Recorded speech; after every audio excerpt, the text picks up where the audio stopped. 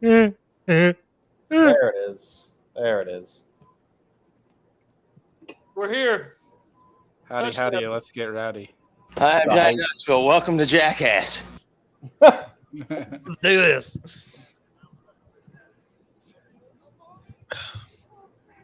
Host, are you there? He's trying. I think he's trying to do the intro. Well, I think he's hearing something we're not hearing. I think it's playing for him, but not playing for us. We you don't didn't hear it? No, we No. don't hear what you're hearing, buddy. I don't think it's coming through the broadcast there. Are you It's just serious? it's just 30 seconds of just us staring at each other. Me hitting buttons on my What? soundboard. And we're all just like, hey, it's so much fun. And then we're like, all right, Vinny, you can start talking now. Anytime Yeah. now. Host, Did you hear that? hosting. Can you Nope. hear that? Nope. What in the world? Here, I'll do it. What's up, Pelican Bone Gang? It's your host, Vinny. Pelican Bone Gang? Yeah. Well, you can hear me. I guess that's the only thing. I That's can kinda hear you. discouraging. I wonder why the sound isn't working. Anyway, how you making, Bone Gang? And welcome to another episode of Pelican Bone Outdoors Podcast, the world's greatest podcast that's being recorded live in Baratow, Louisiana, in this room right now with these two guests. I would agree with that. The specificity of the greatness makes it so. World's It's a factual statement. greatest. It is a factual statement, 1,000%. Today's guest is Alex Rudd and Bailey. I still don't know how to pronounce his last name. It's not fair that you got sound effects and I don't. It really hurt my feelings because I actually redid a bunch of them today so you could hear them, and apparently you can't hear them. That's why it's messed up. Yeah, it probably is. Okay, let's do the dumb stuff first. You got it turned all the way up, right? That's what I'm looking at. Output is up. This volume. Or nah.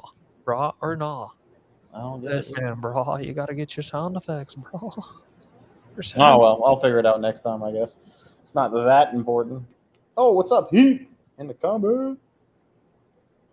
He's the man. Brandon. Oh, y'all see that, right? Look at Brandon's comment. You are the best YouTuber I've seen. I Well, Is appreciate that that. your Man. at your burner account? Yeah, I'll pay him later. Thanks, man. Here's your $10. So anyway, the topic of today is what in the heck is ICAST anyway, and we'll get into some other things. I think I'm gonna start doing like that podcast that you and I did before, Alex, with the outdoor outlaws. I think I'll do like a segment every show and just rattle one off. And when I was getting ready for this show, I looked up some things in New York that were pretty interesting since that's where Bailey's from. And did you know they use DNA to nail poachers? that's a lot. Well, it seems a little bit extra. You know, I'd probably like apply that to like human trafficking or something like that before poachers. But hey, Hey man, they Right. found, so they use, like, I guess they shoot a deer and they find something on the ground, blood, whatever. They store the DNA, and then when they go catch people for poaching, they can convict them because they'll go take the meat that's in the freezer or the antlers, that's whatever, and get DNA from it and match it, and they got them for poaching. Thought that was That's smart. interesting. Had to share it is smart. It's a lot, but it's smart. New York's extra. I mean, is it though? Because I mean, New York does that? yeah. Oh, I didn't know that. I mean, but how much what's does that called? DNA testing DEC? cost? That's the question. Yeah, but I mean, with technology nowadays, I can't imagine. I mean, I'm sure it's getting cheaper like everything else. I mean, sure. Yeah, I'm sure it's cheap for the government to do DNA testing on deer parts. But if some guy needs it for cancer, it's probably not cheap. It's probably a good old $10,000 bill right out their pocket. I'm a little wild tonight. I probably just need to mute myself and go off. I'm a little ripe. Boys. Listen, after the UFO congressional hearing today, and I'm just, it's a lot for me. All right. You never I'm know, gonna have man. to go They're back living and watch amongst- that. I'm gonna have You to- know, living you ever they're seen living those, amongst us, boys. You ever seen those memes where it's like, don't get political at the bonfire, me 2 beers later? It's me, don't get political at the bonfire, no beers later. I just walk right in like, all right. So here's my political statement. Screw the government, both sides. All right, amen, hallelujah. There we go. Here we He's go. wound up today. Tight, like a banjo string. All right, so this was my first ICAST, very first ICAST, and it was interesting. So y'all have been, how many times have you been, Alex? 7, my 7th one, 7th year. Really? Yeah. That it must be incredibly boring after 7 years. Yeah, it was incredibly boring after the first time. Yeah, I've been there 7 times. It's I mean, it is what it is. I mean, to me, being the person that I am, and I said this to people while I was at ICAST, and I would say this to anybody. My favorite part of ICAST is getting to see everybody. I think FaceTime in any industry or anything that you do in life is like worth its weight in gold, because meeting people face to face, shaking hands, getting to see people that just being able to have normal face to face conversation. I think that number one, that's what's wrong with the world today, is we don't have enough of that. And number two, that's what drives relationships forward. And to me, business is more relationship than it is business. You know what I mean? Right. Like, business is built on relationships. And so I like that part. My second favorite part is going home, because I mean, I think there's so many other ways that we could do the face-to-face than going and standing in a booth with a bunch of people and trying to sell them on stuff that they're already going to buy. You know what I mean? Like, that's just my kind of opinion on it. I think it's a giant waste of time and money. And I made a bold prediction that in 5 years, it probably won't exist. And I think a conservative prediction is 10 years, it definitely won't exist. I don't think we do trade shows anymore. And I base that a lot off of like every other industry doesn't do trade shows anymore. It seems like bass fishing or fishing is the only one that does like true blue, go to a place trade shows. You know what I mean? So I don't know. That's my bold prediction. I'll shut up now. I think there's a lot more trade shows than you think. I think so too. Yeah, There's a lot of like very techie trade shows, like stuff. I have a buddy, Alex May, who works at Tackle Tour, and he goes to like big ones like Apple's there, like Microsoft. Yeah, but like ones.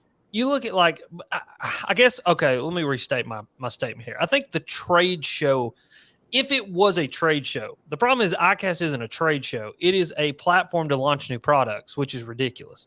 I think that you build your own hype around your own product launches and launch your products on your own accord, just like Apple does with their WDDC or whatever, WCC, whatever the thing's called. But it's just the big Apple event where Apple launches all their own products, and it's their own date that they set for themselves. And everybody knows Apple's day is that day, and like, I think that's the biggest issue with ICAST is it's just like, there's awards and there's all this thing and all this fanfare of people who can only be there if you're in the industry, and nobody can actually be there who are the consumers who are actually going to buy the products.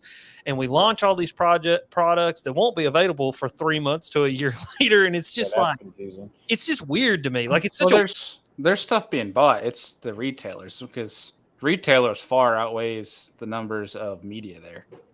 Yeah. So it's the guys that are going there that want to see it in product versus call up a company and put in a catalog order. Is it really though? Like, there's a lot of retailers. Before we go too much further, for those who don't even know what ICAST is, I know there's a lot out there. You're already into it. Because I didn't really know until I started getting into the industry and YouTube and all. So somebody define exactly what it's supposed to be, not what our opinion is of it, but what is ICAST? Bailey, you'd probably do a better job at this. It is. They claim it as the world's biggest sport fishing trade show. So it's where all these brands come together. Essentially, they launch new products, and it's to sell it to retailers. Retailers go there, buy it, and bring it back home. The intention isn't to go there and launch products. People have just, for whatever reason, being that it's quote unquote the biggest fishing trade show, which to me, at least to my knowledge, it is. But I'm sure there's some saltwater function or something somewhere that's bigger. I could be wrong, so don't quote me on that. But that's how they claim it. Folks have just brands have taken to launching product there because people started doing that years ago and it started working for them. And that's just became the thing. Everyone's together at ICAST. That's the time to launch it, that sort of thing. So it's not intended to launch new product there. It's a place for people to go show off their new product. Retailers are there. A lot of media is there. So they're trying to get publicity. They're trying to show off a little bit. They're trying to get retailers that want to see their product, have eyes, hands on it, that are like there. If they can't put their hands on it, they won't order it type of deal. So it's kind of all there, but it's kind of turned into basically this political, basically fake beauty pageant, if you will. It's where there it is. Yeah, I mean, I'm gonna put it how it is. Like, dude, I work for it. I work in it, and it's. I'll tell you straight up. I'm not gonna shy away from that. I don't care. Like, it's, and I'm on the side of it where I have to advocate for products. I have to basically be a politician, if you will. And part of me doesn't like it, but I think ICAST would be so much better. To Alex, to your point, I love ICAST. I love ICAST for one reason, and it's the one reason you mentioned. It's because I get to see everybody. That is the only reason why. Yep. I do like to see all the new product, but I think ICAST would be so much better if they got rid of the awards, because then there wouldn't be politics. Everyone is there to just show off their new stuff, do their thing. They can show off a little bit if they want to. You know, the brands can flex if they want, but it's just a place there for retailers to show up, look at things, media to go there, get coverage. It's a great place to network. I just think the whole awards thing gets blown out of proportion, and quite honestly, these days, it doesn't mean anything. Yep. I think any brand that really emphasizes, and this might be a little bit of clash, emphasizes like it's like life or death if they get awards or not, is at ICAST for the wrong reasons. You might win an award at ICAST, but good chance that your product is discontinued in 6 months. And to add to all of this, it is not open to the general public. You must be either a retailer or part of the media or part of a group of people, like one of the big industries, one of the companies, to get into the show. So I don't understand. You're either an exhibitor, retail, or media, period. And so like it's not open to the public, which is also this weird concept in my mind. And here's the deal. Here's the question I have, Bailey. Do you really believe that a retailer would not purchase a product if they can't put their hands on it, even though there'll be demand by the public for it? Like you cannot convince me that a Pittman Creek wouldn't buy something that Z-Man puts out or any company puts out because their personal people couldn't put their hands on it when there's a demand for it in the market from the public. Because in the end of all of this, it is the public, the person who's going out and buying the product at Tackle Warehouse, Academy, the normal human being that is driving the decision-making processes of these retailers. Screw what the retailer wants.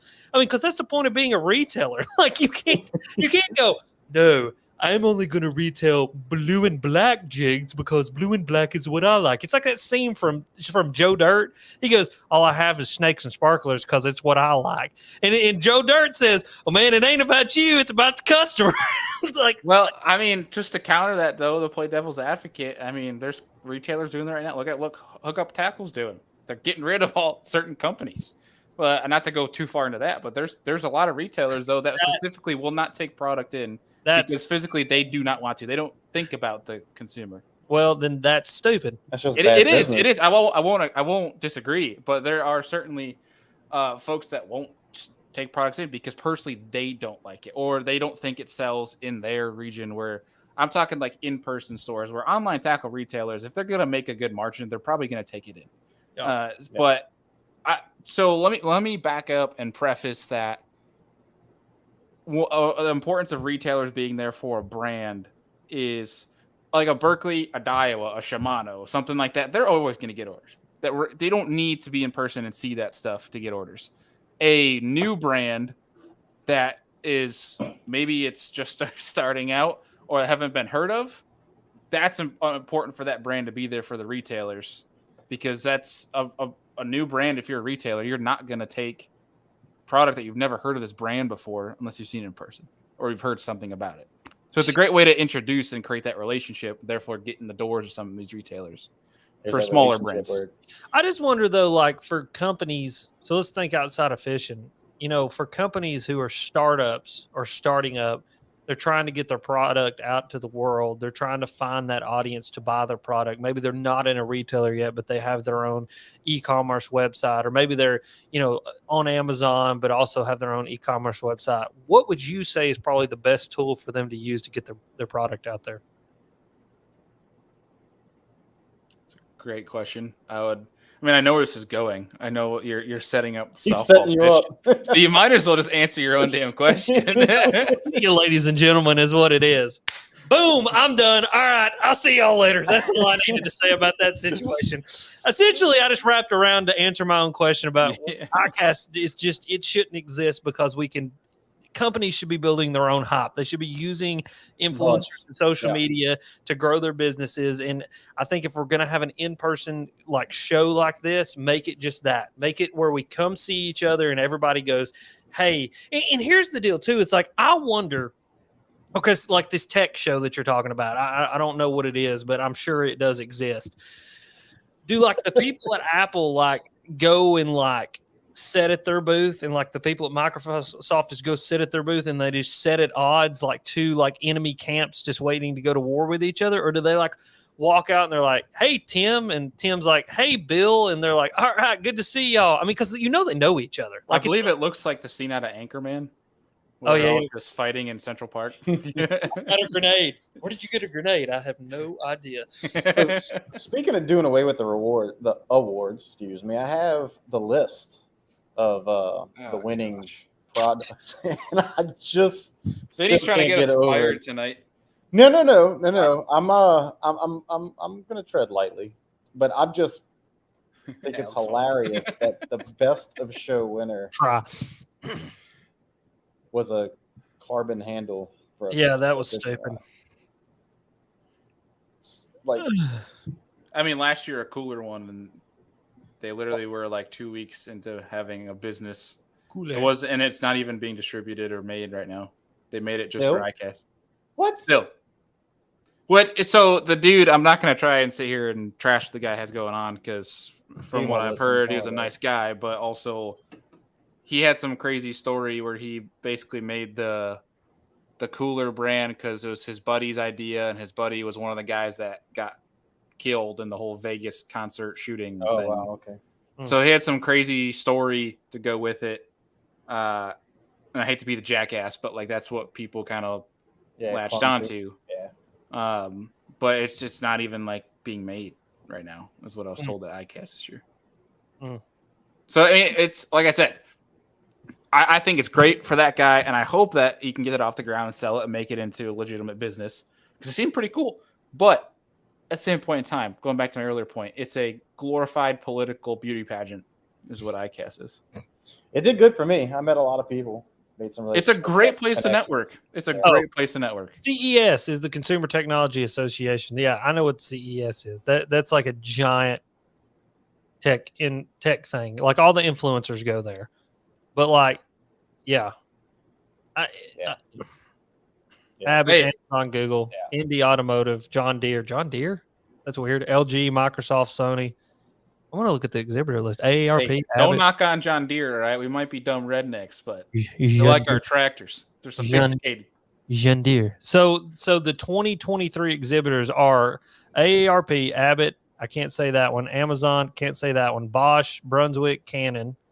Can't say that one. Caterpillar. I have no idea what that says. Don't know what that one says. Google, Hyundai. Isn't Caterpillar like the construction company? Yeah. Indy Automotive, John Deere, Lenovo, LG, Mercedes-Benz, Microsoft, Nikon, NXP, Omron, Panasonic. Man, I want to go. Qualcomm, like fun. Samsung, Sony, Celonatis, Verizon, and Vox, an international corporation. Interesting. They definitely didn't have a show during COVID.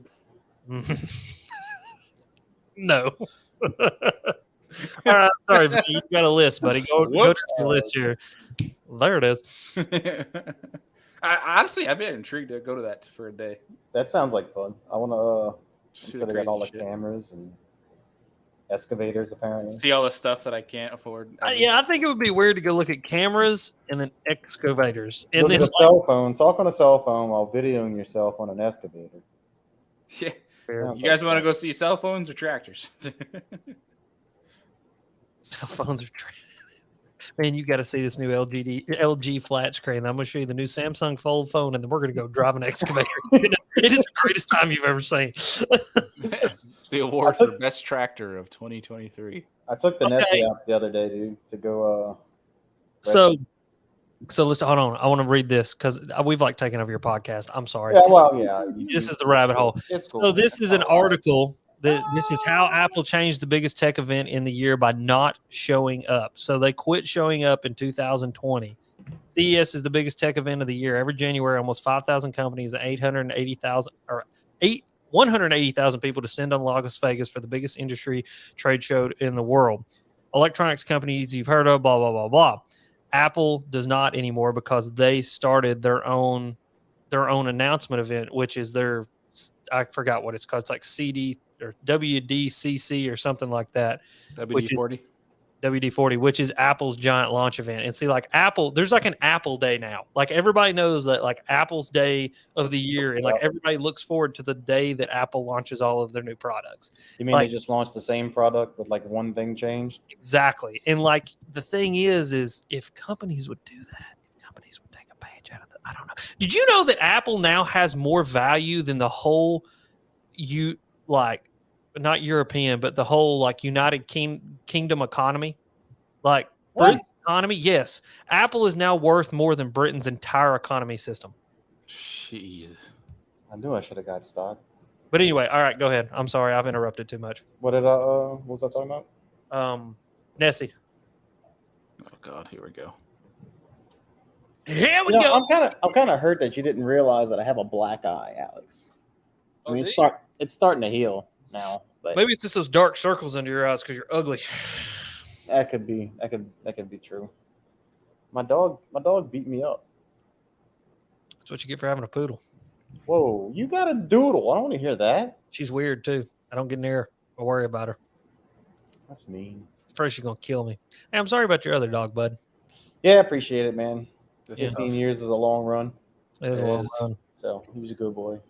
He was the goodest boy. He's a purebred good boy. Yeah, he was a good dude.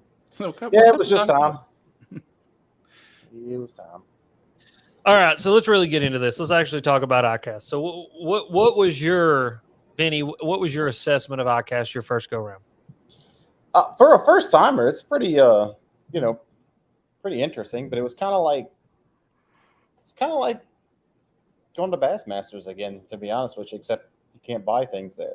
Mm-hmm. I mean, Bassmaster Classic was pretty much the same. All the companies right there, but you can buy stuff from them right then and there. Mm-hmm. And that's and it wasn't a fishing tournament. Well, it was a tournament going on, wasn't there? Some kind of fishing tournament going on. Yeah, they have the ICAST Cup. That nobody cared. Another meaningless tournament. Bailey's laced in destruction tonight. Bailey's like, it all sucks. It sucks to be there. Everybody, I like people, but everything else just sucks. Okay, I'm gonna change this to the Angry Podcast. I'm just saying, like they have this ICAST Cup, but nobody. What comes of it? Nothing. Dumb. These rewards are stupid. Because there's like 3 or 4 people a boat. Like it's, I don't know, just weird, man. And they do it. They do it during like their on the water day, which is like where they try to get people to see stuff in action, like in their little pond, but they conflict it with it. Well, I think what you're dealing with is a lot of self-service.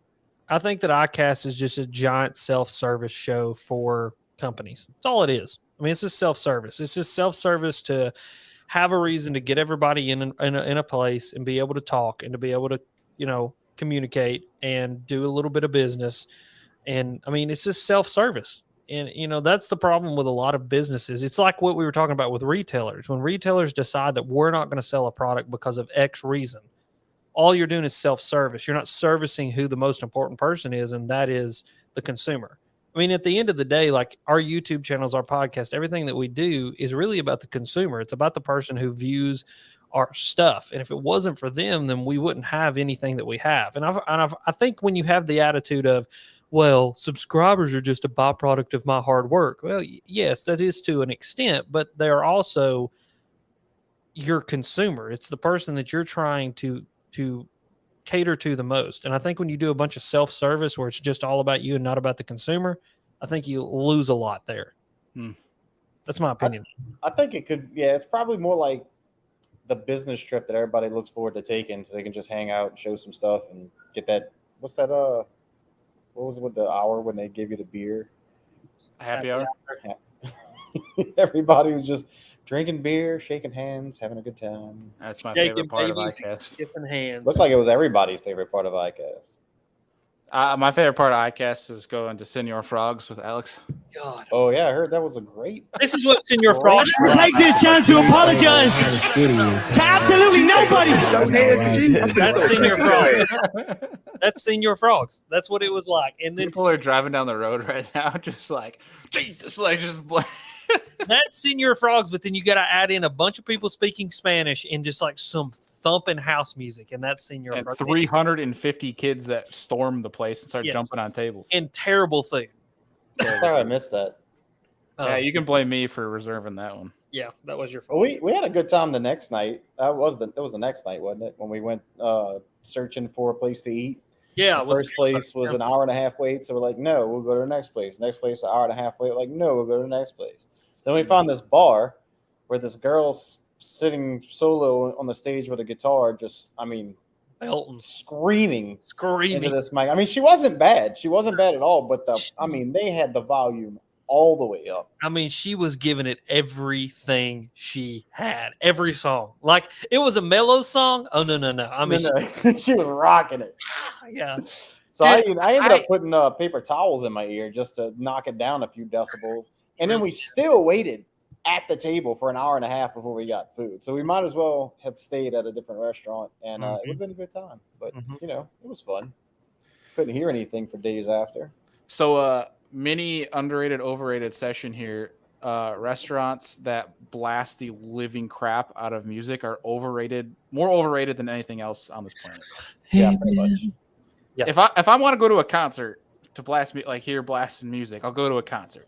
Yeah. I'm going to a restaurant with my friends. I'm not sitting there to not hear a single word the person next to me is going to say. I want to. Well, in the place's defense, I think it was more of a bar than a restaurant, right? I mean, it was like, what was it, the Tin Roof or something like that? Is that? Yeah, but even if people don't want to go to a bar either, if they can't hear each other talk, you go to the bar to socialize.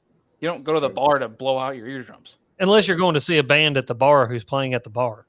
Well, But that makes sense. A But like, one-man band. I don't know. No, I hear you. A little light music in the background would be nice. I don't care if Yeah, there's a band playing. You don't need to torch my eardrums. Yeah, that's right. I push my fingers into my eyes. Yeah, just a little Slipknot, a little Slipknot in the background and get you going. You look like a metal rock star, Alex. You should. Yeah, I like me some rocks and roll. I've been really enjoying the new Avenged Sevenfold album. It's a trip, but it's a fun trip to say the least. Yeah, man. What would your rock star name be? Axel. You just take all the letters of my name and mix them up. But there's already an Axel. You'd be the Lorax. The Lorax. I'm the Lorax. I speak for the trees. Can you imagine just getting up on stage? Ladies and gentlemen, I'm the Lorax and I speak for the trees. I can hear the album already. Just a metal album of me singing the story of the Lorax because it rhymes already. Just get the Lorax out and just rip into it. I know nothing about this Lorax you speak of. You don't know what your rock star? That's that. Like, is it orange or something? Yeah. That's Dr. Yeah, Seuss. I've seen it. Lorax. Yeah, but I never looked at him. I was always a green eggs and ham kind of guy. Oh, well, that's okay. Mine was McGillicuddy's Pond. That was my favorite Dr. Seuss book. Anyway, what would your rock star name be, Vinny? Vinny's a pretty good rock star name. Just Vinny. Just Vinny. Just Vinny. I'm just Vinny. I'm all you need. I'm all you need. Bailey, what about yours? Bailey looks more like a jazz musician. Jazz? I'm gonna go front fart. Jazz?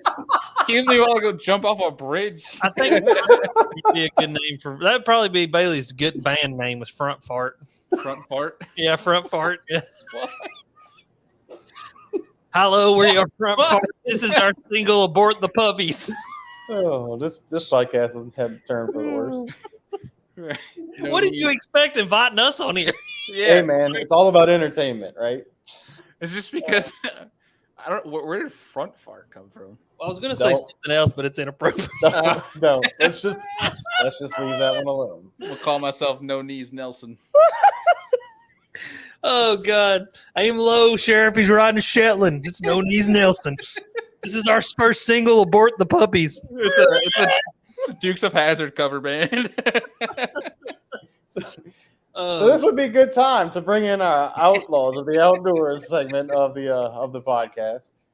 So, a LaSalle Parish resident was recently found guilty in Louisiana civil court for deer hunting violations. Clifton Sharp, 61, of Jenna, was sentenced to pay $24,269 in civil restitution and $966 in court hearing costs for deer hunting violations. The court further ordered that all Louisiana recreational hunting and fishing licenses held by Sharp are immediately revoked and no new licenses may be obtained as long as any fine amounts remain unpaid. Louisiana Department of Wildlife and Fisheries enforcement agents arrested Sharp on October 24 of 2019 for taking over the season limit of deer, failing to comply with deer tagging requirements, using another person's deer tags, and failing to validate deer tags. Agents cited Sharp again in 2020 for using another person's deer tags and failing to tag deer.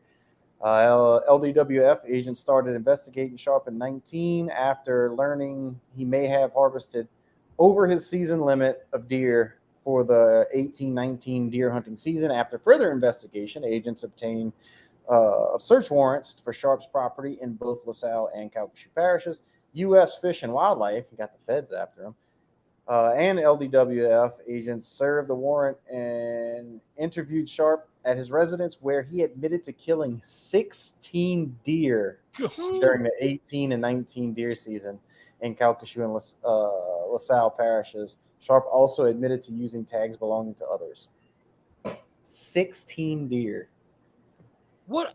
So I believe that is some sort of sociopath. Like, that's a sociopath. That dude is like got an addiction. Like, that's an addiction. It's known as Nelson.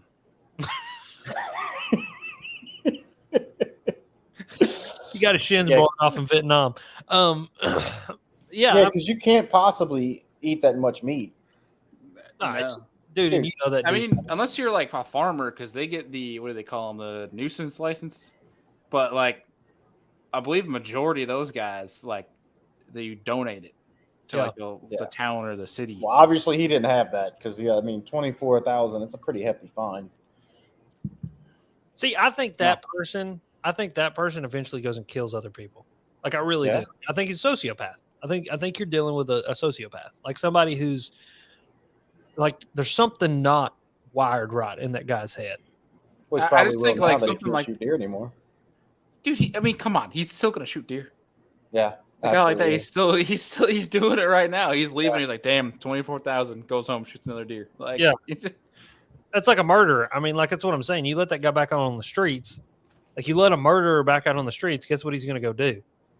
Murder more. It doesn't matter how much you charge him. He's still gonna go stab people. Yeah, it's somebody who did it once, like 2 deer over, 1 deer over, but 16 deer. I mean, this dude, he's scratching an itch that nothing else could scratch. Yeah.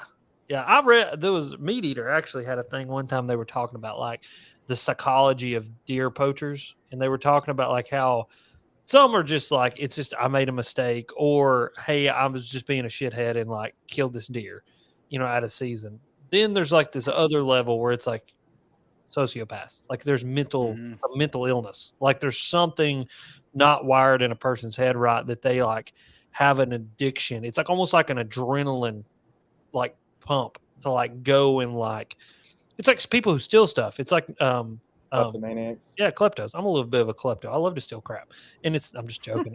I still think to give it back. That's where all my shit went. Yeah, that's a bunch of stuff.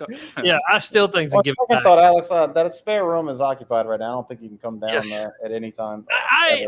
I'm not a klepto. I'm not a real klepto. I steal things and then give it back. I like to just make things disappear and make people very nervous as to where they disappeared to, and then I make it. You're just an asshole, is what you. Yeah, pretty much. I seen him do it at ICAST. As a matter of fact, I found a cell phone sitting on the table. I just grabbed it and took it. It was mine. Like, I took it and it was mine until they started to call it and try to figure out where it was at. And then I reproduced. And I'm like, you looking for this? Might want to hold on to your cell phone. You'll learn from that next time. All right, have a nice day. I couldn't do that because I would forget it was in my pocket, whatever it might be. And then I'd get all the way back home to Louisiana and realize that I actually did steal it. So I can't. You gotta be a beer klepto. But anyway, there's people who are kleptos. Like, they get an adrenaline rush from stealing shit. So you got the same guy. He gets an adrenaline rush from cracking a deer. Yeah, I don't know, man. Then he needs to go after some invasive species where there is no limits, and you just. I mean, you're down there. You got boar. I think that's the problem, though. It's the rush of doing something illegal. Illegal, yeah. Yeah, if that's the thing. It's not the killing. It's the doing something illegal, I think, is where they get off on it. And it may be the killing. I have no idea. New York passed legislation to bill to end wildlife killing contests. What do you think that's about? Contests? Yeah. What killing contest do we have in New York? Apparently, without reading this entire article again, they had to do something with coyotes and foxes. Like they killed. Oh, there are and they tournaments. weighed them to see who gets the most and who gets the heaviest. And yeah, that is a thing. The Humane Society had issues with that. It's legal. They Not anymore. They can freaking deal with it. It's not that's very New York of them, but it's probably not going to stop. There's still going to be five dudes that are going to get together and be like, shot more coyotes than you. So we got down here. We got the Nutra Rodeo. Still my favorite thing. Where you go? The Nutria Rodeo. It's like a fishing rodeo, only with Nutra, and you go out there and you shoot as many as you can get. You bring them back, and they have most nutria, heaviest nutria. Okay, what is a nutria? It's like a muskrat. It's a giant muskrat. Giant rat-like creature. Good gosh. And they're delicious, actually. Speaking of hunting, you guys ever actually hunted coyotes at night? I love it. No, I want to. I plan. That is the problem. Okay. There's two types of hunting that I absolutely love. I love bow hunting for whitetail, but night hunting for coyote is a very, very close second. Mm-hmm. Yeah, you want to talk about hair stand up on your back? Whoo, that's fun. When you have a pack at your back, a pack at your front, and then a third pack coming in, and you can't see them. You have? Oh, dude, it's bad. A lot. It's bad. That's why these people are having these contests. That's what the Humane Society doesn't understand. We're just getting rid of them. Like the They're farmers love service. Farmers absolutely love the guys that go out at night and kill all of them things. There's nothing better than turning a coyote's head into a canoe with a 223. Yeah, see, Alex has like a vendetta against coyotes. Like he actually hates the animal. I love the animal, but I just agree that the wolves are cool. Population. Coyotes are varmint. Yeah, wolves are okay. That's interesting. Coyotes. I still like coyotes. See, I would be miserable if I had on my tombstone killed by a coyote. But if it was killed by a wolf, I feel like a badass. The wolf ate him, pooped him back out. He's now part of the environment again. That's right. It's a circle of life, baby. That's all it is. Pooped you back out. You're like, well, damn. Coyote got. See, I feel cool. I've never hunted them, but I've trapped them. I got matter of fact, I got one mounted over here in the corner of my room over there. She's actually looking at me right now. It's kind of freaky. As we're talking about her. I tossed a dead coyote on a dude's front porch one time after I killed it. Yeah? Yeah, it was cold outside, and I let it freeze, and it was frozen, like its teeth snarling out, and so I dropped it on a dude's front porch and scared him so bad he pissed himself. Is what I heard the story was. I was. Did you know him? Yeah, he was. I wasn't there for the pissing, but I heard he pissed his pants, so that's pretty funny. Did you like the guy? No. Good gosh. Speaking of outdoor outlaws, Alex Rudd has entered the building. No, yeah, coyotes are fun to kill. Like they really are. Like I've found great joy in killing of the coats. The coats. Dude, there is something so thrilling when you're sitting there, like my brother and I, we used to do it all the time. And like when it's just the two of you, you're in the open in the field and you're calling to them and you hear them respond and they get closer and closer. And then you hear a pack that you didn't even know was there and they're closer than the other one. And you're both just like sitting there, like, because there's a whole science between the lights and everything. But like, as soon as because usually you're hunting like timber lines or big fields, and as soon as you see eyes, the adrenaline rush that you get that they're coming in and you don't know how many there are and how close they're going to get. And then you can finally turn safety off and just let her eat. Like that is so much. Alex, your hair stands up, man. When you go to New York to see Bailey, do you drive or you fly? I drive. All right. So this is what's going to happen. At some point, I'm going to drive to Alex, spend a day or a night just so I don't have to drive all the way through. And I'm going to hop in with Alex and we're going to drive up to Bailey. Mm-hmm. And we're going to go fishing and coyote hunting. Okay. We got to do it. Let's do it. We need to set that up. Let's not just talk about it. Okay. I'm down 1,000%. I'm going back in October. I can't go in October. That's my. Okay. I'm going back in April. Is it open in April? It might be open in April. Oh, you can kill them all year long down here. Yeah, we have a freaking season. I think that's stupid. It's New York, man. What do you expect? Know what? I'm surprised you can shoot anything in New York. I'm surprised you can even have a gun. Yeah, you ain't kidding. What calling in a coyote is fun, but I bet you I've never done it, but I'm gonna do it before I die. Is calling in an elk. I God. bet that is like calling in a brontosaurus. I bet you it is. I mean, I've heard stories that it is literally like you think that you're in the woods with something that isn't of this planet. Like it is. Like you're in Jurassic Park. Yeah. I've never called one in, but I've been in the woods like 50 yards away from a bull elk bugling, and it is the coolest freaking sound ever. Like, I want a Viking funeral. I don't want bagpipes. I just want straight elk bugles. Yeah.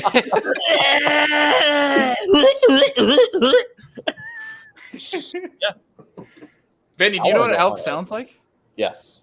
All right. I got to You ever seen an elk? And a That YouTube needs to channel. be one of your Yeah, no, sounds actually, for your I've seen soundboard. the first time I've seen an elk. Wait, let me think about that. Yeah, the first time I've seen the first time I've seen elk was in Washington State. I seen a herd in what was it, like Mount St. Helens National Park, I think. And I mean, I'm talking like hundreds of them in a herd. It was They're insane. huge. They're so Beautiful. big, dude. And then up close was in Tennessee when they had released them. They had the ones I seen had collars on them, the dragon collars and everything. Mhm. Can you hunt them yet around Tennessee or Kentucky? We have 5 tags that are drawn for one area every year, Wow. and you got to put in for a raffle. And like, dude, there's like 60,000 people that put in. Oh, actually, no doubt. And like, I think of the past 5, we've been doing it for 5 years. Of the past 5 years, there's only been 2 elk killed. Wow. Because they've got to be so big. I mean, like they're like, it's antlered on both sides, and it's got to be like greater than 8 points on both. I mean, it's got to be like an 8x8. Like it's a big elk. Do you know how many they introduced when they reintroduced them? Not many. It wasn't many, but like they're doing really well. Like North Carolina, Tennessee border, they're doing really well. And then like just north of my house, like 15 minutes, I can literally take you to a field, and they're out in the field every single night. It's like a herd of like 20 of them. And dude, like there's a couple in there that are, I mean, hammers. Like they are. They're huge. Christmas trees on their head, dude. Like insane. Let me see. I can pull up a picture of them because my buddy took a picture of them. To be honest with you, so I love hunting. I'm a big bow hunter, but like even when it comes to whitetail, there's still a Jeez, that's a beauty. Yeah, and that's like 15 minutes from my house. I can take you up there and show them to you. Like it's crazy. So I still feel bad every time I shoot a deer, or shoot a turkey, or something like that. Like it's not like I feel guilt. It's not guilt. It's just like, I mean, when you're taking life, you shouldn't feel 100% good about it. You know what I mean? That's not a bad thing, Bailey. I know, and I understand that, which is why a respect thing. Mm-hmm. So, which is why I acknowledge it. But like with elk, dude, I'm still torn if I'd even shoot one because they're just so damn majestic. Smoke it. I don't know. Nothing wrong with that either. But I would definitely put one in my freezer. Yeah, I'll say on top of elk though is I want to do a muley spot stock. Yeah. On top of elk. On top of that. On top of elk is that because it's just I don't know what it is. I want to kill a moose. Yeah, moose are dumb. Yeah, it's like trying to shoot me. It's easy. Dumb and fat and slow. Yeah, something like that. I don't know. I just want to go to Alaska. I think more than anything, I want to go to Alaska and just see that. Like, yeah, it's something. Like it. I just want to. I don't know. It's weird. When I went out, I've never been west of the Rockies. I want to go see the Rockies. I want to go like Big Sky Country. Like I want to see the vastness of that. You know what I mean? But then Alaska, I think Alaska is like that dialed up to like 10. You know what I mean? It's like, and what made me want to go to Alaska is I was watching Meat Eater, Steve Rinella, and him and his brother went up to some valley in Alaska, and they were talking about like how, you know, they could sit in this one spot and see the entirety of this valley, and this valley was like 20 miles by 20 miles. There's a kitty cat. 20 miles by 20 miles, and like just the thought that that's been there for tens of thousands of years and it's never changed. Like life just exists out there in a way that's ever changing but unchanged. Meaning, like and what Ranella said, and it's beautiful, is like, you know, you look in that spot and you think, man, there should be some deer there, and there's deer there. And then the next year you come back and those deer are still there because those deer are still just doing life in the way that they've always done life because it's so untouched by a human. And there's just something there is a craving in me for there to still be mystery left in this world, and I think Alaska's where you find that mystery. Should bring back the dinosaurs. That's But they're already trying. They already want to bring back a woolly mammoth and a saber-toothed tiger. I can do it too. I think they're gonna do it. I don't think No. they should leave it alone. So, I agree. I was a total joke. I don't actually. Have you think seen we- Jurassic Park? I mean, dude, really think about a dinosaur. Like, Oh, I know we're screwed. We've had this conversation, right, about like really how terrifying a freaking dinosaur is. I mean, like, they're so flipping big. First of all, a T-Rex. Hell, let's not even go with T-Rex. Let's go an Allosaurus, smaller version of a T-Rex, right? Bigger arms. Like, you really got to think about how big that creature is. Oh, Like, if it wants to flip your car, guess what it does? just Flips your flips your car. car. If he wants to tear the side out of your house, guess what it does? Tears I the was- side of your house. I was watching something or reading something or something, but I don't know that they could survive now because it was talking about oxygen levels being different at the time of the dinosaurs than they are now, and whether or not they'd be able to survive it with the low, because we got like 21% oxygen in our air, and samples show that there was a higher oxygen content back in the G. So that ginormous guy might not have been able to handle it. And maybe, I mean, like, why don't we have huge animals now? Well, we have elephants. Yeah, but they're elephants. Yeah, but dude, compared to a dinosaur, No, I know. I'm just saying, like, we still have pretty big ass yeah, mammals. some megafauna, right? And that's kind of like that's the interesting part about compared to. Okay, let's even go 10,000 years ago. I mean, let's just go Ice Age time frame. Let's go mammoths and like most of your North American megafauna. You know, like we have maybe an eighth of the megafauna now that we did even 10,000 years ago. And it's fascinating. What's a megafauna, Mr. Teacher? So megafauna, those are your elephants, woolly mammoths, giant ground sloths, your giant like armored, whatever them damn things were, them big old, they're like armadillos, but giant with, big, spikes on their spiky tail tails and shit like that. Camels, giant camels, short-faced bears, your saber-toothed tigers. I mean, in North America alone, we had essentially our own version of the Serengeti with essentially the same sorts of animals that you find in Africa, except we just had America. I mean, we had American lions, and those American lions were bigger than African lions. And I mean, so to look at like the megafauna now compared to megafauna back then, I mean, dude, it's so minuscule what we have, and a lot of that has to do with human competition is the biggest one. I mean, the boom in the human race made it where a woolly mammoth could never live with us now.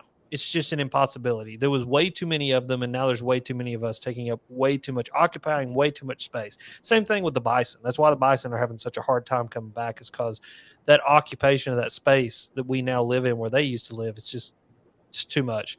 And then number two is something like, like just climate change, right? Like, the earth, something's happening. I don't know. I can't tell you if it's global warming or what it is, but the climate is changing. And I think it's a natural process, but in that natural process, we are on the verge of the next great extinction. That's another reason why we don't have megafauna. I hope it ain't me. Non-extinct megafauna. Oh, there you How's go. the weather where y'all are? Because it's hot as I don't know what down here. Yeah, it's extremely, like, it's unseasonably warm. It has been unseasonably warm and has not stopped being unseasonably warm. Dude, we're in a drought. We're like 20-something plus inches or more shy of rain this year. And it's not even, the year ain't even over yet. See, we don't have that. It's raining every afternoon, but it's also 95 degrees. And our humidity is out the roof with 90-degree freaking dew point. Dude, a giant otter. A giant otter is one of the megafauna. That's terrifying. Because 110 otters are bad pounds. as a bone, dude. They're 110 pounds is how big them bad boys were. Oh my gosh. Giant Speaking beavers. of giant animals, y'all seen the orcas that are like attacking people's boats? Did you see the orcas off of one of the keys in Florida? No. Yes. I sent it to you on TikTok, Bailey. There are, I think it was Key Largo. There were orcas spotted off of Key Largo in Florida. And Vinny, I think I shared it with you. Yeah, I shared it with you too. Check this out. A full pack of killer whales off of Key Largo. It's a pod. Whatever. Dude, but think about that. Like, what's going on in the world? Like, what is the deal? Like, why are there orcas off Key Largo? Because they're north, right? Like Yeah, way, they're way cold water. Arctic. Yeah, Pacific Ocean. Yep. Maybe I've there's seen like them when I was. some ocean current that's changing because of temperatures. Stay after tomorrow, boys. That's crazy. Mm-hmm. But yes, I have seen the orcas trying to kill boats. Kill people. What do you think that is? I think that is a taught behavior or a learned behavior. I think that that's something. Okay, so here's my deal. I don't believe that I believe there are no animals on planet Earth that have consciousness. So I don't believe that they're consciously making a decision to attack boats. I think it's a learned behavior or a taught behavior, and it has to have something to do with some sort of human interaction. Yeah. I think we're the only thing with consciousness on this planet. By conscious, you mean like self-awareness? Yes. Yeah, I don't think it's like a vendetta or anything. I think it's probably a game. Yeah. I mean, it's a learned behavior or a taught behavior. That's It's like, oh, look, this is fun. And then another one looked at him and was like, oh, look at that. I want to try it. Boom. Next thing you know, he's ripping it off. And I was like, oh, everyone I see, oh, let's go play with it. Let's go play. Look, they're having so much fun. You can tell by the way they're screaming bloody murder. Oh, God, let go of me, Free Willy. Oh, look how much fun he's having. I bet you that's going to be a movie. Oh, dude, that's just terrifying. That's like another thing that it's just the ocean is so terrifying to me. Yes. Terrifying. Like giant squids, orcas, great whites, you name it. Things, whatever else is down there, we have no idea. The aliens that pass through the ocean. Yeah. Bailey, do you want to come down to Florida with me and Rudd and go meet up with my buddy Heath and go catch sharks in a kayak? If it's with Heath, yeah. Let's do it. Why is it not okay if it's just me and Vinny? Because I don't like you guys. Because he's the only one that knows what he's doing. Yeah. No, I was kidding. Yeah, dude, that'd be sick. I would love to do that. So I went down there after ICAST, and he took me to go catch my first snook. And then he's like, "Hey, what do you want to do the next day?" He's like, "Dude, we can go catch sharks in the kayak." I'm like, "No, that's terrifying." So, I mean, he was trying to get me to do it so bad that the only way I could do it or get out of it was to, when my wife called, have her on FaceTime, be like, "Hey, Heath wants to take me to go shark fishing in a kayak," so that she would like blow up and say no. Then I have an excuse not to go because I was terrified. But I promised him next time I go down there that it's going to happen. What kind of sharks are they? He said like 75% of the time it's nerve sharks, which isn't bad. I can deal with that. But they do have bull sharks, hammerheads, and no, those are sharks. Did you see the hammerhead that Blacktip H has been posting on his channel? No. On social media? Like some 1,200-pound hammerhead that was just crushing black tips. Like it was eating black tips whole like a snack, and then they used like a 4-foot black tip as bait to catch it. Oh, that's insane. Yeah. Dude, did you see the great white that they think is now the biggest great white ever caught on camera breaching? So you know how they go out there and they drag the fake seal behind the boat and jump? They caught one on camera that they estimated was like 22 foot long and weighed like, I want to say it was like 6,000 pounds or something like that. And it fully breached out of the water. Like it jumped like 6 feet out of the water. That's just straight power. Is it from like Shark Week or something? It was some research. Oh, it's Shark Week this week. It is Shark Week this week. I think they're going to have a show on it. I'm not sure, but I saw just like a news report about it. It was like a passing by. It's like believed to be the biggest shark to have ever breached. And the freaking thing was just, dude, it's terrifying. Like absolutely terrifying. They're using that DNA, the DNA thing I was talking about earlier. They're using that to find shark fin soup. New heart-stopping footage of massive great white shark attack. Probably. Is that what it is? Oh, no, that was the guy that got attacked in the freaking... Did you guys see that? Oh, yeah, that was terrible. The dude in he was in like a plexiglass clear box. And a box. Yeah. I didn't see it happen, but I've seen like pictures and they talk about it. So this Shark Week, what did you expect? We watch the amazing footage which aired during Shark Week of a shark jumping 15 foot after a seal decoy. So that was a white shark. That's not the one, but a white shark jumped 15 foot in the air. Dude, Could screwed. you imagine being in a kayak when he comes up that fast and nails your kayak? Oh, you'd be Just kill make you. it quick. Make it quick. It'd kill you.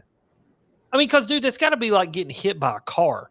I mean, that much force to get that big of a thing out of the water. I mean, if it hits you, you're dead. Like it's gonna just the impact of that alone would kill you. You don't even screw the teeth. Just that hitting you would kill you. That's terrifying. Oh, I love it.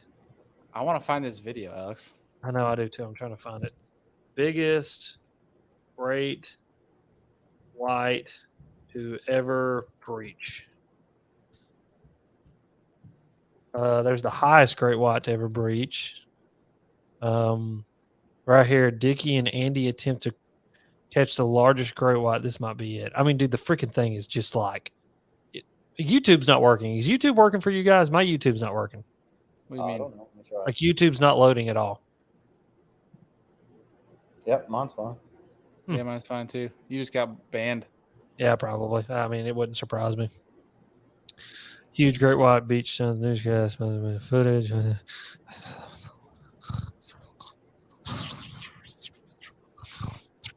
you okay there, dude? I'm losing my mind. I've lost my mind. Now I'm dying to see this footage. So the Guinness Book of World Records largest shark was shark was reported from injury. The megalodon. Nope. I would never go in the water again. Largest great white shark confirmed as 23 feet long. Her name is Deep Blue. Oh yeah, I seen that one on I seen it on Shark Week on Yep. Monday. That I was watching it. Don't they go to like ridiculously deep water? Yeah, they can. Especially when they get eaten by something even bigger. The largest sighting ever recorded was 25 and a half feet, estimated. Unconfirmed. God, dude, 25 feet. That's 5 foot longer than my boat. Oh, God. Heavier than my boat, too. That's the craziest thing. So scary, dude. That's the stuff that keeps me in New York.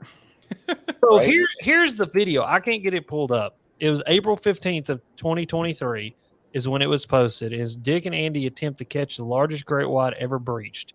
And they believe that this was the one. Here, can I share my screen or no? I don't know. Not Share my allowed. screen. I don't know how I want to go Chrome tab. So here it is. Can you see it now? Vinny's You got to let me in. let's see. How do I Let do me that? in. Let me in. Oh, Like, I no, can who's just hit there? that. There we go. So Oh, there there's we go. there's the shark. Like that's the thumbnail for the video. But just look at God. I don't know why YouTube's like, oh, there it goes. Okay, here we go. Can't There we see. go. Can't see it? It's not No. moving. Okay, hold on. Let me do this. I want to share another Chrome tab. Okay.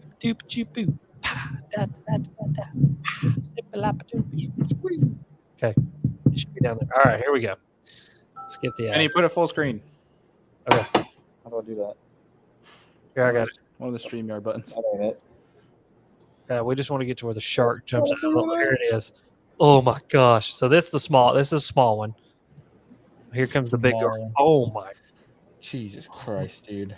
What? Dude. Look at it. Ah, Look how at that. massive, dude. What? Oh, it just keeps on coming. Oh my! Look at the distance between the tip of its nose and its. That's what she said. Man, hey, I had to. man. That is ridiculous. Dude, that is unreal. That is not even funny. That's alien. Look at this old boy. He's just Look like, at that guy. He's like, yeah, I shit myself. he's like, yeah, bro, I dude. poo-poo my pants, but man, she was huge. Look at this. Look at this one leave the water. I mean, look how much smaller that shark is compared to that other one, and that one's probably still massive. Yeah. I mean, dude, that's a largemouth thin. bass. That's a largemouth bass after a spook. That's all that is. I mean, those dudes are fishing topwater without hooks for great white sharks. That's all that is. Would you do it? Hell yeah. Hell yeah. I would love to be in that boat, dude. But as long Wow. as the boat is like at least 50 feet long. It's like So they were showing one Monday when I was watching it, and they were all in inflatables. So they showed the like a big whale carcass, right? So they found these big whale carcasses, and then the sharks come to eat on that, and then like all these different animals come to eat on it. So they were trying to tag a shark and get some data. So they build this giant whale carcass where a dude gets inside of it with like a glass bottom where he can see, and there's a hatch on top, and he's got the stick with the little tag on it. They all go out there. There's like 2 or 3 inflatables, like Zodiacs, that they go out in, and they put this dude in there, and they're just hovering around, and they're having all kinds of issues because all they're inflatables. And then the shark is like 19, 20 foot long, and they eventually tag him, and nobody died, surprisingly. But that's just not something. Why? Am I good? Do you have a good time? Nope. No boss. Why? No Science. science. I feel like there's different ways we can do science other than maybe dying from a shark, like munching your leg off, or getting in a whale carcass that they're trying to eat. Yeah, I mean, dude, and like I don't think people comprehend how sharp sharks' teeth are, and like when they grab you and decide that they want to do something, that they're just literally a tube of meat and muscle, and they do that thing, like they just do it. They just cut the crap out of you, and there's nothing you can do. That there's a shark's tooth. Dude, I found that on a bridge by my house. That's cool. Like, I don't know how it got there, or maybe if it was left over from Hurricane Ida when it flooded. It's not everything. fossilized, so that's a fairly recent tooth. Yeah. Only thing I can think of is maybe it was sharks swimming around when the floodwaters came. And I wonder what kind of tooth that is. It's got to be a bull shark, right? probably. I know we got those around here for sure. Neighborhood cat. That could be. I hate to see that cat. Bull shark teeth. Let's see. That is not a bull shark tooth. I'm highly wrong about that. Bull shark teeth are more triangular. Looks kind of like whatever this bad boy is. Lemon. A lemon shark. I don't know. Know your shark's teeth. Man, we're just googling. I'm my own Jamie A today. basking shark. I'll bask your shark.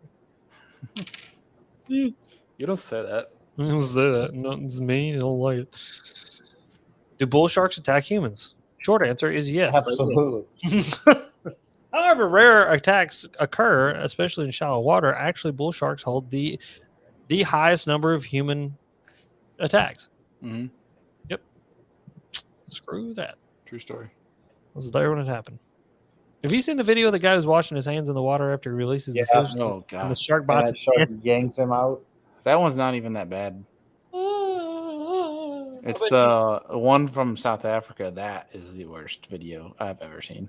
Which one? What do you The do? dude getting eaten alive Oh, by like a 12-foot tiger shark or something like that. Everybody's just screaming, watching him die. Yeah. Yeah, he's just getting tossed. Yeah. And there's just blood everywhere. Like it's just, that's like my nightmare right there on film. I'll stick with my alligator.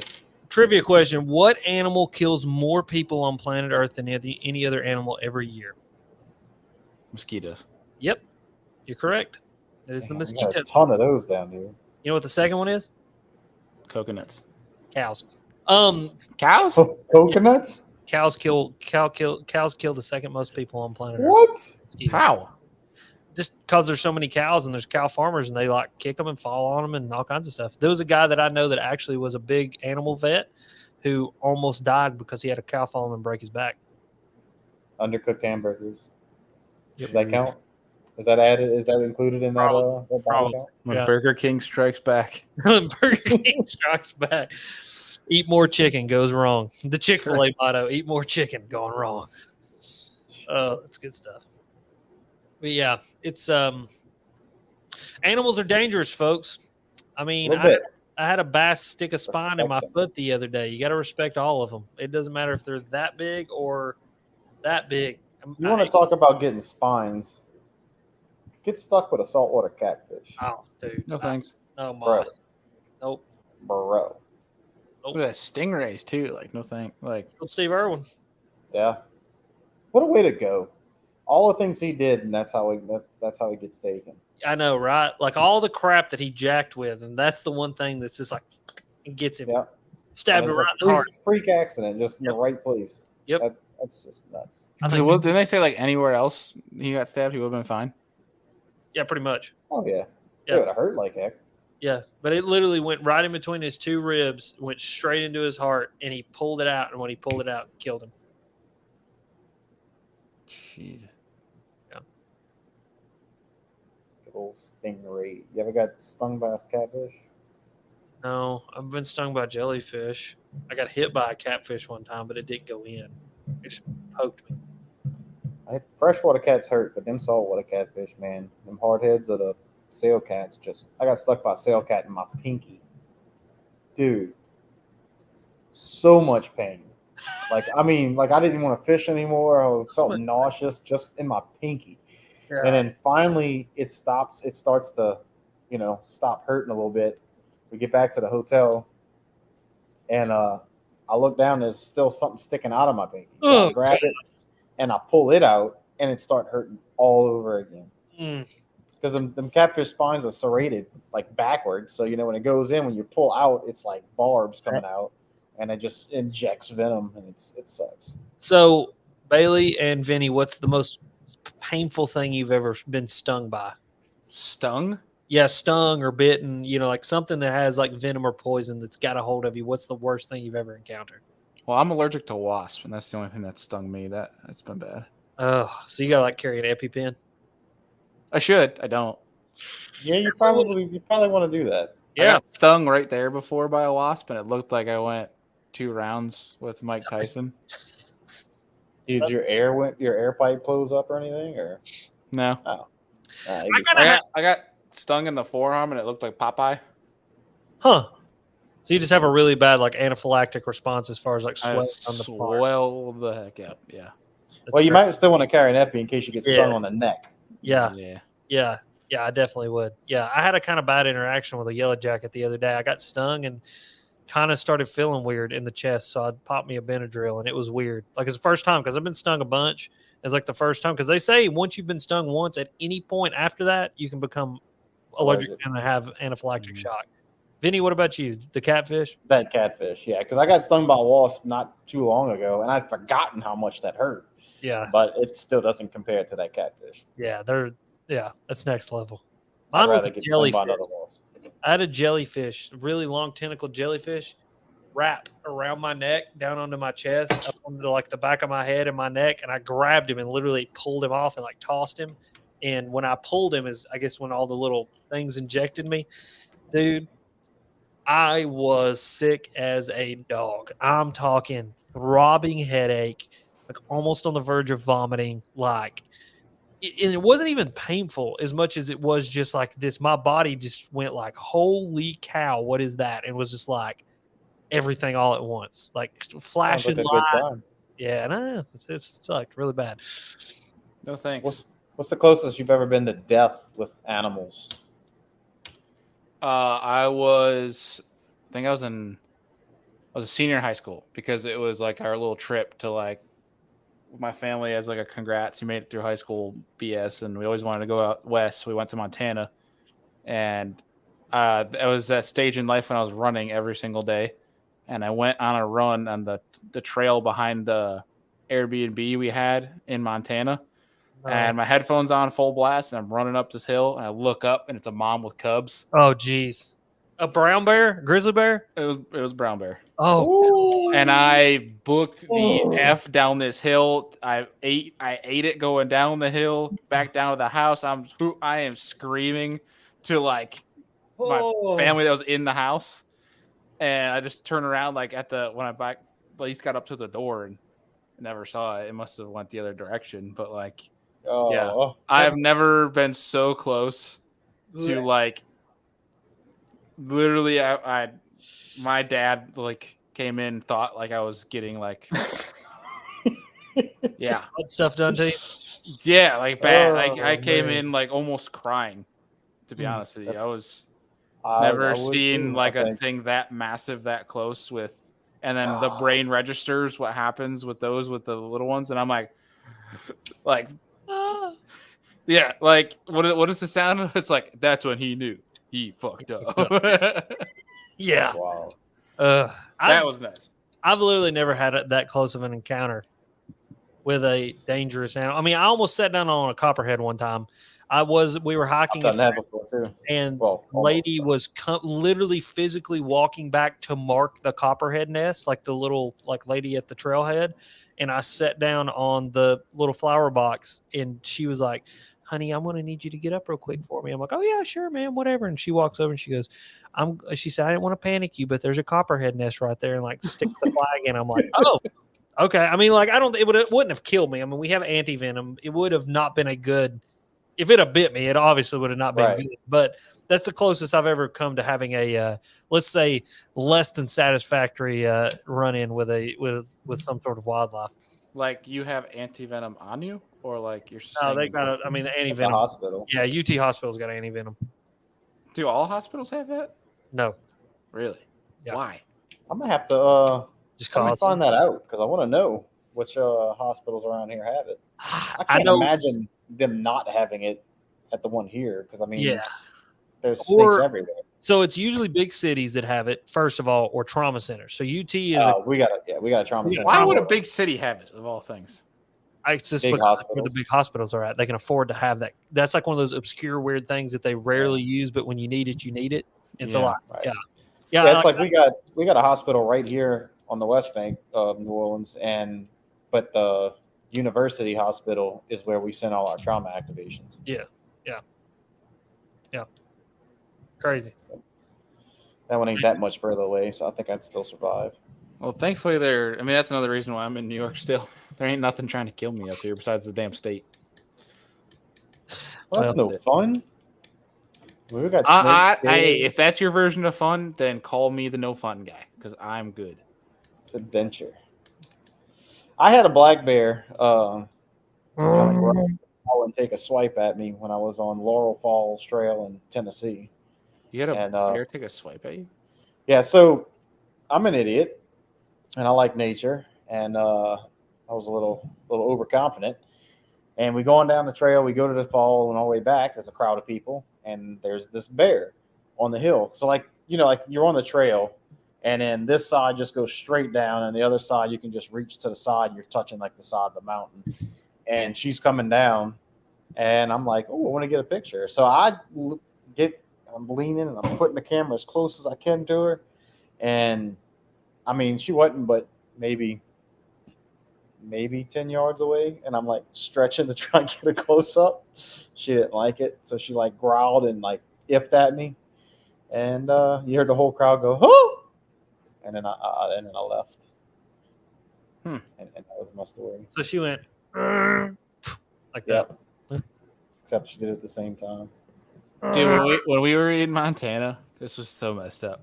There was we were driving by, and when I tell you it's my brother and I's messed up way of enjoying a long car ride, is we're going like driving through Yellowstone, and there's a bunch of people off this cliff, whatever, taking pictures of the view. And there's one guy up on a hill on the left side that's trying to get up higher to take pictures.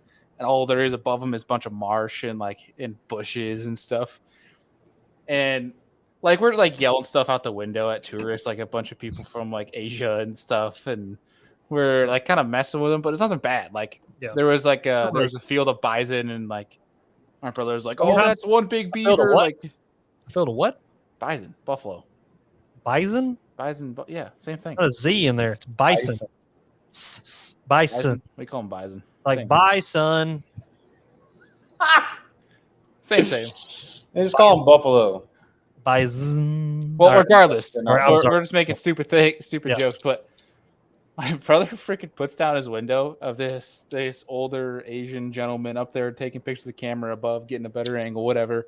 He yells up, he goes, "Watch out for the bear!" Wow. And the dude looks back like this and just starts falling down the hill as they're driving.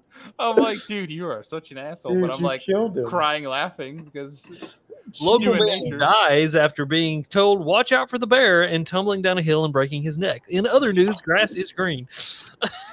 Dude, how that's bad a would big you have problem. felt if you seen the news? Oh, that would have been horrible. But dude, that's a big deal over there. Tourists getting screaming killed. shark near the ocean, dude. You just don't do that. Yeah.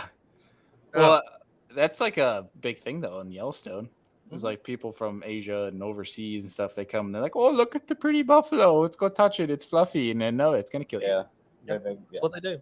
I seen a guy get bit by a fox in the face in Smoky Mountain National Park one time. Really? What? This fox was, I think the fox was a little habituated to humans. And so that was a big issue, first of all. But he kept getting closer, and the fox just nipped him right on the face, nipped him right here, cut him all up where it bit him, and then ran off in the bushes. That's interesting. Mm-hmm. Mountain lions kind of terrify me too. Dude. Do y'all have those in Tennessee? Yes. People for years were like, "Oh, we don't got them. We don't got them. We don't." Yeah, they're here. They're here. That's the thing about cats is you could have walked by them 100 times in your life and never saw one. Never seen one. It's the same thing with bobcats here. I mean, there are no mountain lions, but like when we try and trap bobcats, you might see a paw print here or there. But I mean, there's no telling how many times you walk close to them in the woods and just never seen them. Mm-hmm. Yeah, dude, they're here. They're here. They're.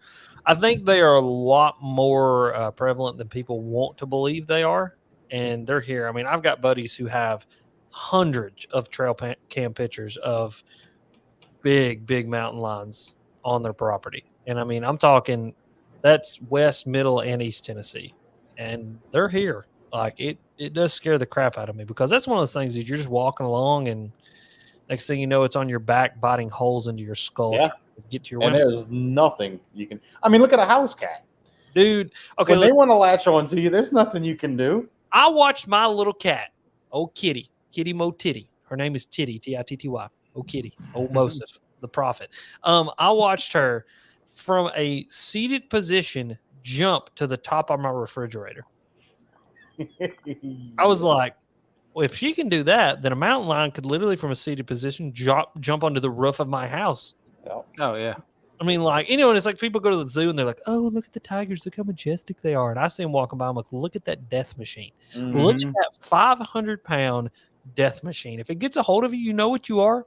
You're dead. There's nothing you can do about it. You can't fight back. You can't scream. You can't yell. You can scream and yell, but it's just going to rip you open and start eating your intestines as you're screaming, laying there dying. Yeah, I mean, that's what's going to happen.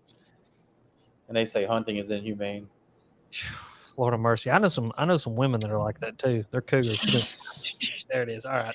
Y'all y'all follow Nature is Metal on Yes. I think everyone, especially the activists that are against hunting and everything, I think they should all be forced to follow that. Yeah. Because if they do not realize how much more inhumane animals die by nature than they do by humans. I think every person who is like protect nature and like coyotes, for example, coyotes are not going to hurt anybody, need to watch them rip a calf in half while the cow is calving the calf and rip the calf in half out of the cow's body, leaving one half in said cow and the other half being drug away by said coyote. I watched that before I caved one's head in with a 270 one time. You want to know what else I think about animals? The friggin' frog's gay. See, and that's what's happening. Lost any more chickens? Yeah, we've lost one more. So what's the total up to now? 2. We're up to 2 losses. We've got 4 chickens left. The 4 are lasting pretty good. The first one was definitely the coyote. I watched him grab it. The second one, I'm not sure. It just like disappeared without a trace. No feathers, nothing. Like it's just gone. It's very interesting. Like, and normally if like a hawk gets them, they'll just, you know, they pluck them right there. Right like, there, yeah. A cat gets them, they just leave them laying. You know, a coyote for the most part will kind of, you know, take them up in the woods and pluck. I mean, this thing is gone. Like it's like somebody like pulled up, grabbed the chicken, and left with it. Bailey, y'all don't have any predators by y'all? Coyotes, we got bears. But like there's nothing. I mean, the most, I don't even know if we've had any attacks or anything. No, I think that's the most thing outdoor, like feelings. Yeah, I think the most things in nature where people die from are, quite honestly, it's ice fishing. People driving snowmobiles on the ice when it's like 2 inches. That's so stupid. It is very dumb, but dumb. Do you ice fish? Not for fun. Like if I'm going ice fishing, straight up, it's because it's with a group of buddies and there's beer there, and I literally just stand around and I just talk. Drink beer and just wait for. It's fun to catch a few bluegill or perch or whatever, but like I don't go too serious into it. Could you go and catch those giant smallmouth on some of those lakes up there are large enough through the ice? Yes. I was thinking that would be fun. It would be, but you need to be so mobile, and I don't have the equipment, nor do I want to, because our ice season now is like in a month and a half. It's so small. Every year it gets smaller and smaller.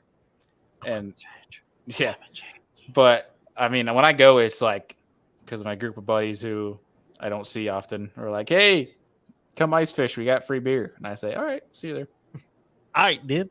Yeah. I want to go stay in one of those campers where they just drag it on ice, cut a hole in it, and then you like just lay in bed, fish, sit at the kitchen table and fish. Oh, dude, I did that 2 years ago. It was with Humminbird. Alex was one of our media events, and they took us to Mille Lacs in Minnesota, and they had like one of those luxurious trailers out on the ice. Like, dude, we were sitting there watching it was Luke. You never got to meet Matt Cook. Luke, Matt Cook, Kyle Gilbert at Humminbird too, and we're in one of these trailers. We're watching Step Brothers while we're all jigging through the ice, catching walleye. You know what helps me with my shoulders hurting? You lick my butthole. Yeah. You ever caught a bonita? Are they strong? Yeah, they're strong. They're an oceanic fish. You're gonna lick that white dog crap. I love Step Brothers. I can quote that whole movie. Oh man, we were joking how funny it would be if it like Will Ferrell, the movie picture, if it was Will Ferrell and Matt Robertson on the cover instead. Make that the cover of Ugly Stick.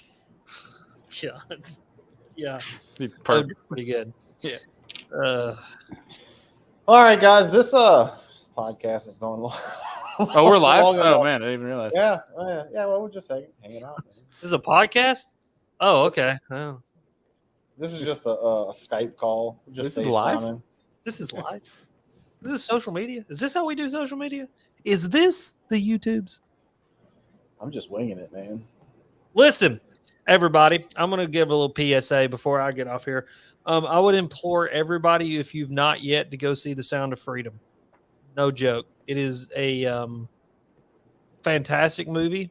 It is a deeply saddening movie. And if you want to go for free and you don't like to go into movie theaters and buying, movie tickets, go on the Angel app and you can get free movie tickets on there to go see the movie. But I would implore everybody to go see it because human trafficking and especially child sex trafficking is a enormous problem in our world. And America, actually, the USA is the #1 place where children are sex trafficked. And so this movie is about that and about that awful thing that happens to kids. And I would go see the movie if I were you. So that's my PSA for today. I love you guys. And I'm going to shut up and probably not say anything for the rest of this. That's a lie. I probably will say something. Yeah, you will. Especially since just tell everybody where they can find you on their social medias and things. Alex Rudd Fishing for everything. If you're looking for a podcast, a YouTube video, an Instagram post, a TikTok, or a Rumble, I'm on Rumble now. Alex Rudd Fishing. I'll pop right up. You'll see my ugly face. What is Rumble? Rumble. It's better than OnlyFans, bro. Yeah. Far behind the times. What about you, Bailey? Tell everybody where they can find you. Yes. Yes. What Alex just said, but yeah, just go to Alex Rudd Fishing. You'll find Bailey there.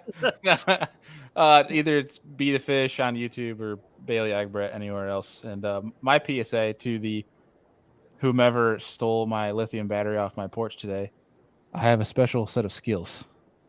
I will hunt you down. True story, though. I had a battery stolen. Oh, man. Yeah. I will find you.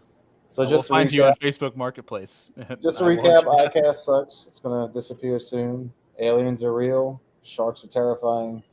And we're out. Bye.